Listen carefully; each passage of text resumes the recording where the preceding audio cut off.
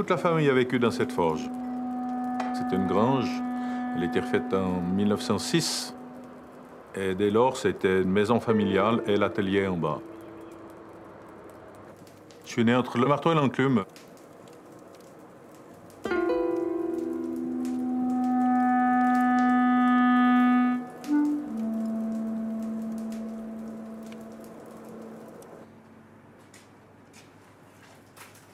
Petit, on traînait à l'atelier, on allait piquer des clous pour faire une caisse à savon, on allait tourner autour des chevaux quand ils se faisaient ferrer à l'atelier. Ça, c'est bon.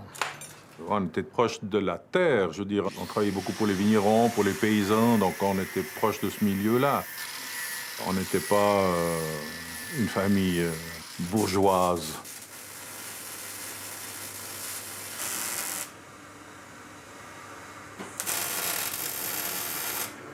Je voulais faire ce métier. J'ai toujours, comme tous les gamins, je crois, trouvé un peu fascinant le feu.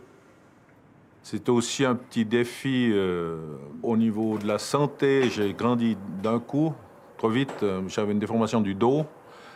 Ce qui fait que autant les orientateurs professionnels que mes médecins me disaient « Mais tu vas pas tenir le coup, tu es trop fragile ». J'ai fait du sport, j'ai fait de l'athlétisme, je me suis musclé. Avant, j'étais un petit gamin tout sec.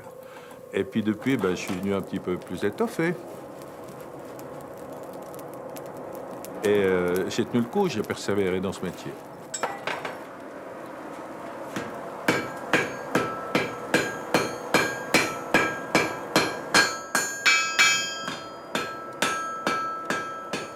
Ça, c'est peut-être dû aussi à l'éducation, quoi. Je veux dire, montre-nous ce que tu es capable de faire un peu, charme de gamin.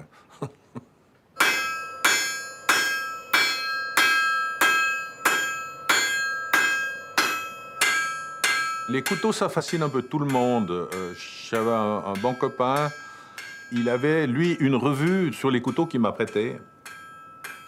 Et dans cet article-là, il disait que faire les couteaux avec les chaînes de tronçonneuse, il y avait très peu de personnes qui maîtrisaient ça. À l'époque, l'article disait qu'il y en avait 9. Mais bon, j'ai dit, pourquoi c'est pas moi le 10e?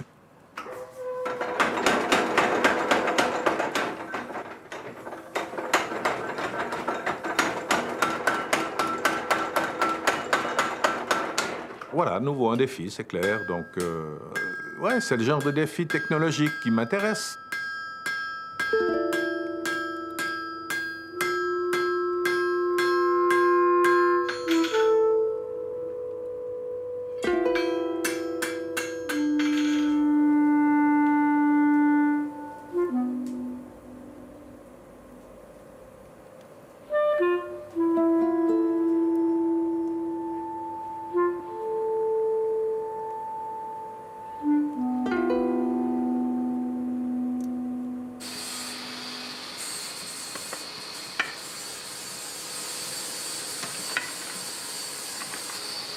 Quand j'ai ouvert la première fois la porte à la forge, c'est comme on peut avoir ouvert une boîte avec un espèce de clown qui saute à la figure, mais c'était tout, quoi, l'odeur et puis le décor. Vraiment, c'était le coup de foudre, pas pour une personne, mais vraiment pour un lieu. Puis Philippe, il était là, super imposant sur sa chaise, et puis super grognon, et puis à me dire ouais, toi t'es française, toi t'es une femme, qu'est-ce que tu viens foutre là alors que moi je lui ai posé, je pense, 10 000 questions à la seconde. C'était l'émerveillement total.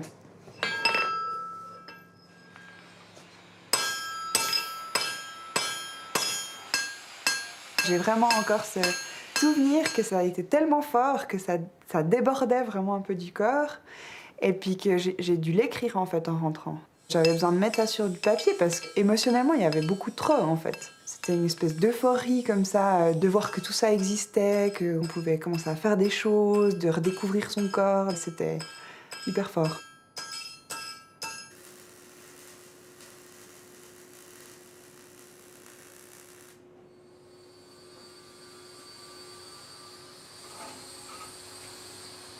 Pour l'instant, je suis à un carrefour, un petit peu, actuellement dans ma pratique.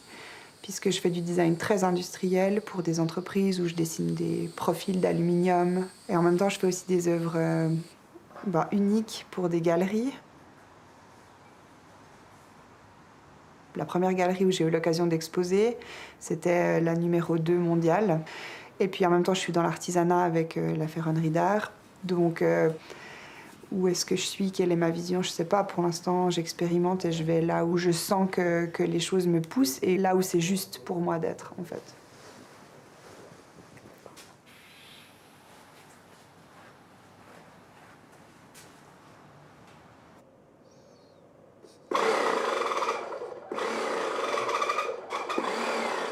Elle m'a pas dit qu'elle était bardée de diplômes, de distinctions et tout ça. Mais j'ai tout de suite vu ce regard qui s'arrêtait sur des détails que nous, on voit plus parce qu'on y vit là-dedans. Puis qu'elle avait une petite étincelle dans les yeux, quoi. Ça avait l'air de lui plaire. Ça branlait, quoi. Puis les branches, tu veux faire une texture ou tu les laisses comme ça? Non, Je me rappelle vais les ce qu'on laisser avait comme ça. dit. Celle-là, je vais faire dans ce format-là. Toute la longueur. Puis après, il faut que je fasse plus fin. Ça, il faut que je fasse plus fin. Ouais, parce que c'est déjà pas mal. Ça fait lourd, ça va faire lourd autrement.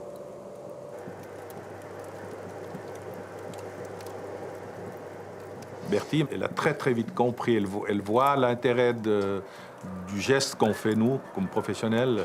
Et tout de suite, elle saisit. Elle a ce sens presque un peu inné Ouais, elle comprend très vite les choses.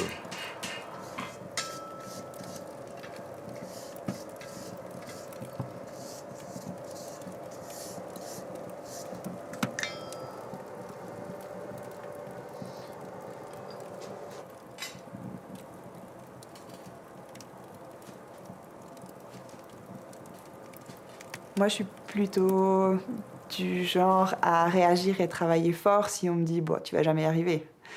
Et là, ah oui, je vais jamais y arriver. On va voir ce qu'on va voir. Et je marche plutôt comme ça, en fait. Donc oui, clairement, le défi.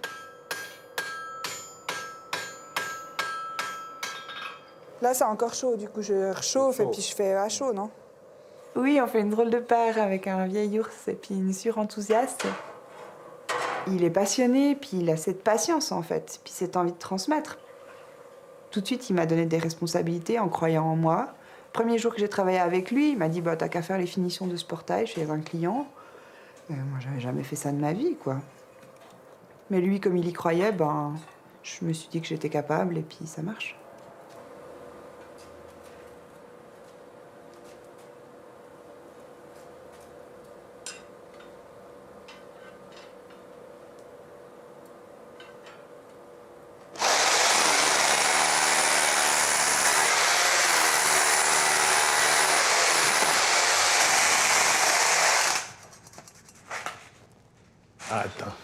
Attends, tu vas te casser les poignets. Bah oui, ça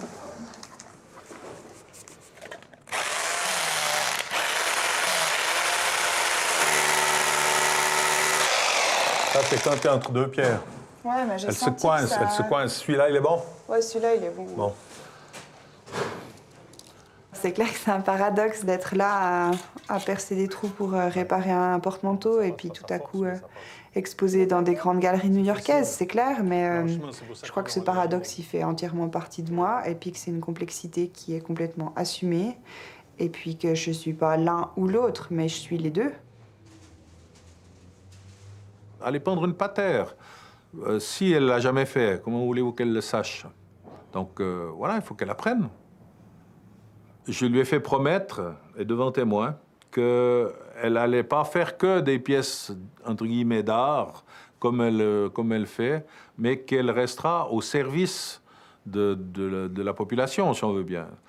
Donc le vigneron qui vient pour faire réemmancher, j'ai appris à emmancher un outil. Je lui ai montré ça. Sa formation, ça passe par ça aussi, je veux dire.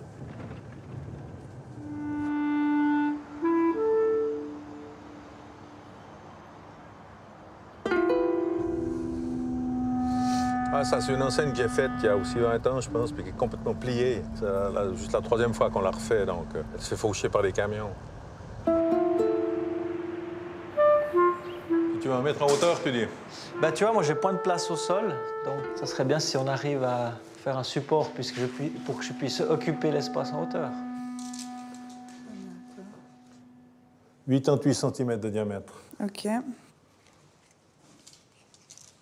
Départ de la voûte, je sais pas où t'en es. 2 Ouais, mètres. c'est bon, je prends 2 mètres. Du coup, ton plateau, tu veux qu'il arrive à franc-bord de cette jarre-là? Ouais, ça serait l'idée. Est-ce qu'on l'arrondit ici? Puis on l'arrondit ici, ça te ferait des angles moins saillants. C'est plus intéressant. D'accord. Un petit défi. Putain, aussi, ça ramener merde avec, quand c'est plat. Même avec la lumière, ça risque d'être Ah ouais, beaucoup ça plus serait beau. plus beau. Ouais. Ok. Elle imagine, je suis sûr. Je lis dans ses yeux. Une petite pointe de feuille d'or. Comme un petit Exactement. Maintenant, c'est vrai qu'on vient me chercher pour réaliser une pièce où il y a un geste artistique, où il y a quelque chose de recherche. Et puis, il y a assez de constructeurs métalliques, justement, pour faire des cadres. Nous, on sort du lot.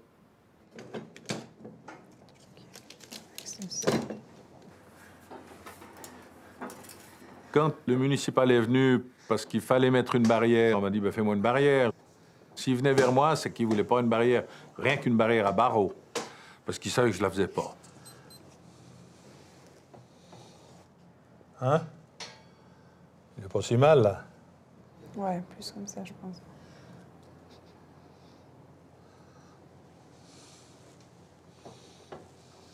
Ton poignet, tu dois vraiment être souple dans ton poignet. Donc toi, tu vas tourner ta main, hein, comme ça. À toi de voir si tu aimes mieux que ton bras revienne à toi ou que ton bras parte vers l'extérieur. Ça, c'est toi qui sens ça. C'est la main, hein, je veux dire, ça c'est la main du soudeur. C'est d'abord difficile de décrire le mouvement tel qu'on le fait soi-même. Bertie, elle le vole très bien. Elle voit le mouvement, elle l'analyse, elle l'adapte à elle. Vraiment, ça se vole. Il y a une technologie, il y a un système qui est rigoureux pour le pointage, pour le traçage, pour le perçage. D'accord. Il y a des choses à apprendre, mais le reste, ça se sent, donc ça se vole.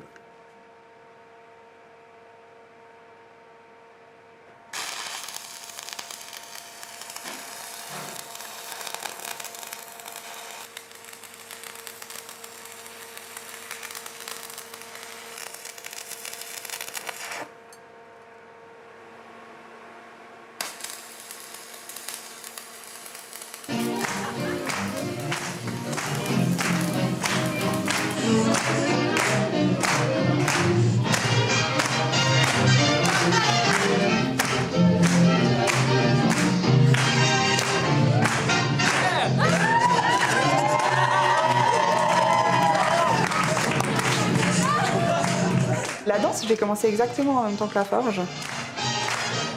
Est-ce que c'est un hasard? J'en sais rien, mais en tout cas, pour moi, les deux, ils sont intimement liés et l'un permet d'avancer dans l'autre. Le swing, c'est une danse qui se vole. En fait, on regarde sur le dance floor des gens qui dansent et on se dit « Oh, ça c'est trop cool, je vais faire pareil. » Comment il a fait? Ah, peut-être qu'il a orienté son corps comme ci, comme ça. Peut-être que son poids du corps est plus ici. Si j'essaye avec le poids du corps dans l'autre sens, qu'est-ce que ça donne? Il y a cette histoire de rythme, de son du marteau, de rythme à avoir avec le corps. Et en fait, la danse, c'est la même chose. On doit poser son corps sur un rythme. Puis comment ça passe par le corps, puis comment ça ressort dans une empreinte, alors sur du métal à travers un marteau ou dans l'espace avec un partenaire, en fait.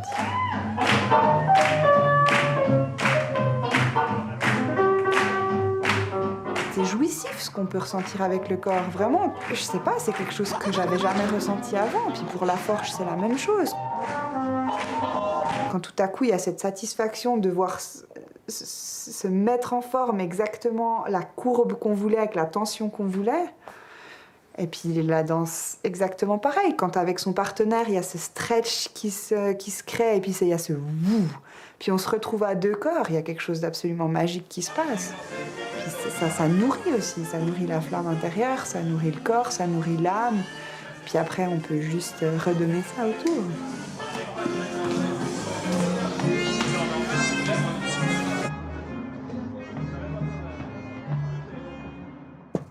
Ouais, Salut! mais salut Bertille. Ça va? Très bien, et toi? T'es en train de faire quoi? Alors, ton tablier, Ouais. Bertille. Donc, Ah ouais, super. les coutures avaient tendance à se brûler. Hein. Pour un forgeron, il y a le tablier qui est important. Sans tablier, on est un peu nu quand même. Il y a cette odeur, il y a aussi un contact comme ça avec la matière qui est vraiment différent. Enfin, moi, je suis vraiment plaquée dans mon tablier, puis il y a ce truc un peu une seconde peau où on est prêt à aller au feu, quoi. On sent encore l'animal. Exactement. Un peu. Tu peux le mettre même quasiment pour aller danser maintenant, Je vais faire ça. si tu veux.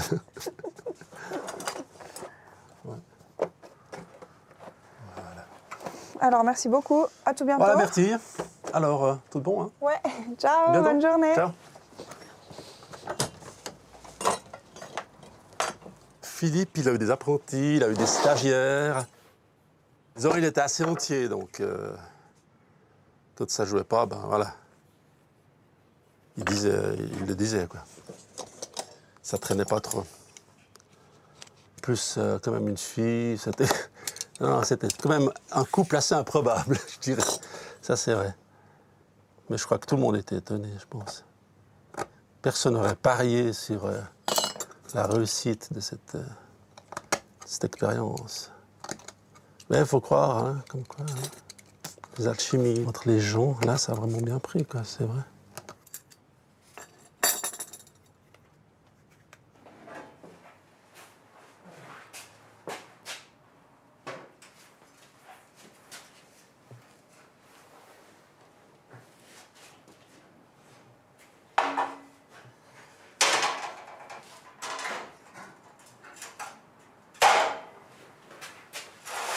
Moi, je pense que je vais lui remettre la boîte relativement rapidement.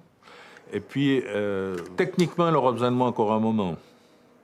Donc, moi, je ne vais pas couper les ponts avec mon boulot.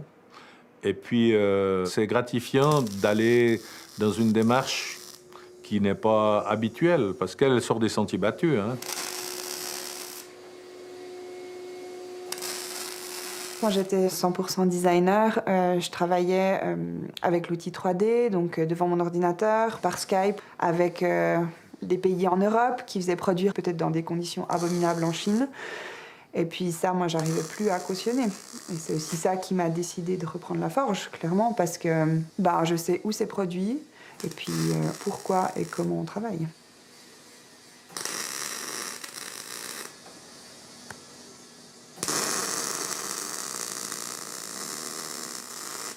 Philippe, il a toujours œuvré vraiment de manière très intense à me faire accepter. Déjà en tant que femme, c'était pas facile. Dans un milieu quand même très masculin, quand on voit le ferronnier débarquer ou le forgeron, c'est clair qu'on s'attend pas à me voir moi. Et j'ai été très surprise parce que c'est souvent aussi les femmes qui doutent le plus. Ça m'énerve. Donc Philippe, il m'a défendu en tout cas pour me faire une place dans la profession, c'est sûr. Et puis depuis le début, j'ai toujours été un peu sa petite protégée. Et puis Philippe, à tous ceux qui hésitaient, il leur disait « Mais vous savez, c'est elle qui va faire le boulot. Hein. » J'ai de toute façon besoin d'une aide. J'en ai besoin parce que moi, je peux plus bosser à 100%. Je suis tombé malade. J'ai eu un cancer du poumon. Et puis, bon, on me disait que j'avais entre 15 et 20% de chances de m'en sortir. On me donnait 5 ans de survie. Puis il y a 13 ans de ça, puis je crois que je me porte encore pas trop mal. Mais c'est vrai que j'avais beaucoup de médicaments. Donc les médicaments, ça touche aussi le foie. Et mon foie, il s'est désintégré. Alors voilà. Mes médecins m'ont dit, de toute façon, la première des choses, c'est arrêter complètement l'alcool. Donc, on me dit, il faut absolument arrêter, ton foie est foutu. J'arrête. C'est des décisions à prendre, puis elles sont prises. C'est le métier qui fait ça aussi. Si vous n'êtes pas teigneux, tranchu et tout ça, on n'arrive pas à bosser comme on le fait, hein. Si on se laisse mener, c'est la ferraille qui gagne. Si on se laisse mener, c'est la santé qui se perd. Puis c'est tout, donc voilà.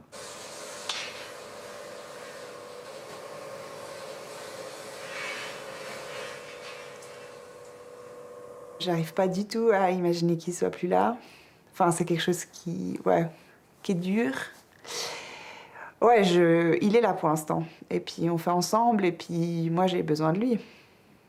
J'ai besoin de lui. Pour l'instant, j'ai encore tellement de choses à apprendre. Ouais, non. C'est pas imaginable pour l'instant. Non, mais on venait boire l'apéro chez Edmond, et puis il nous a dit, mais je suis pas à la maison, je suis à la Forge. C'est mardi. Mais c'est vrai pour que la chose se perpétue. Les Mardis de la Forge, c'est une institution qui date entre 20 et 25 ans. C'est pas la Nouba, non, non. Non, non, pas du tout. C'est une rencontre de gens cultivés de chèvres. Je suis un peu gonflé. Mais moi, je m'y sens bien dans mon atelier. C'est là que je suis le mieux, en fait. En salopette et à l'atelier. J'aime bien accueillir les gens là-dedans. Moi, je trouve que c'est un bel endroit. Et je pense que les autres, s'ils y viennent, c'est qu'ils trouvent aussi que c'est assez sympa. Quoi. Je parle de la Forge, je n'ai pas parlé de Berthier. Ah. Voilà, Pierre. Ah ben voilà! Il faudra en faire une soudure à l'oiseau, quand même. Tiens, pas, merci beaucoup. C'est très sympa. Merci beaucoup. Philippe, Tu tournes un peu dans l'autre sens, là, comme ça. Voilà. Oui, c'est une fierté. J'y ai mis une bonne partie de mon cœur. Mais presque tout mon foie. Il y a 2 semaines complètes de boulot. Je trouve que c'est une belle pièce. Voilà, j'étais assez content de moi. Et même Bertie était assez contente de moi. Donc, c'est pas peu dire.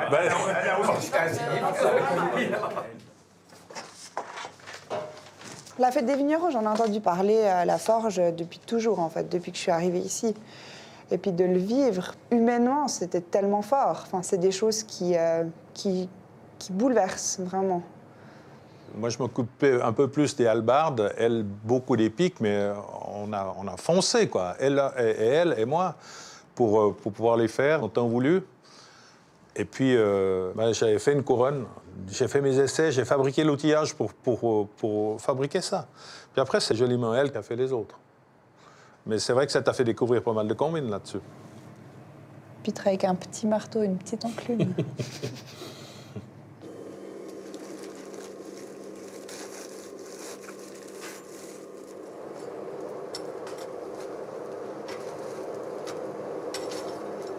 En fait, j'ai redessiné un peu la lampe à huile classique. Donc. Et puis, je trouvais assez intéressant l'idée d'avoir une double mèche. Double mèche. Ouais. Je ne sais pas si c'est possible de partir d'un tube. Mais après, je ne sais pas trop comment on arrive à le faire tenir, tu vois, par le bas. Ce qu'on pourrait faire, c'est prendre des coudes à souder, je ne sais pas si tu as déjà vu. Et puis ici, on le fendrait dessous et puis amener la forme. Ah, ça peut être beau, punaise. Avoir au départ une base industrielle qu'on customise. Là, ce projet commun avec Philippe de lampe à huile, c'est presque un des premiers projets en fait qu'on fait ensemble où moi j'arrive en disant écoute, j'aimerais faire ça, qu'est-ce que t'en penses? Et je suis assez surprise aussi qu'il soit enthousiaste, un peu excité parce qu'on était les deux super excités à l'idée de commencer ce projet. Puis esthétiquement d'accord. J'ai débordé de 5 mm de chaque côté, vu la profondeur, mais ça me semble court, on verra. C'est de la saine excitation, je dirais, parce qu'on avait envie, on a envie. C'est un peu gros, tu vois, là. On a cette pièce dans les mains qui est industrielle. Bon, mais il faut en faire quelque chose. Attends, alors déjà, tu la tiens comme ça.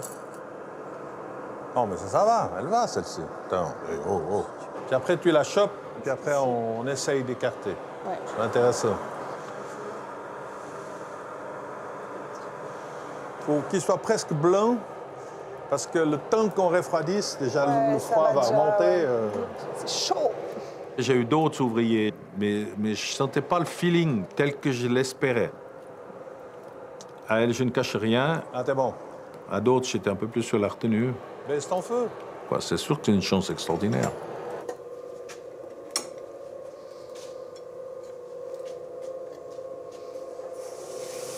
Moi, ça m'apporte déjà des idées nouvelles. Et puis, elle est aussi teigneuse que moi, donc on fait d'abord ses pièces avant les miennes, presque. Et puis, c'est des pièces qui sont différentes. C'est une approche différente. Et c'est intéressant. Moi, j'apprends tous les jours encore dans cette forge. Wow. C'est beau, non? Non, c'est beau, ouais, t'as raison. Mais on chauffe un petit coup pour qu'on ait un arrondi déjà, parce que là, c'est tout cabossé. Et puis qu'on corrige juste ça. Je pense que le design, il a tout à apporter à l'artisanat, parce qu'en fait, à chaque époque, il y a une esthétique. Puis je pense que c'est bien de dépoussiérer un peu l'image de la ferronnerie d'art. Ça ne veut pas dire qu'on doit nier le savoir-faire ancestral, mais l'utiliser pour avoir esthétiquement des choses qui sont actuelles. Et puis je pense qu'à deux, ça va sortir quelque chose de bien. Je peux te montrer, Philippe? Ouais. Bon, c'est pas encore tout à fait symétrique. Ici, je le pose. Mais bon, moi, ce qui m'intéresse, ça. Toi, t'aimes pas ça? Si, on garde ça. Tu l'as arrondi encore un tout petit peu, mais on est à bout touche.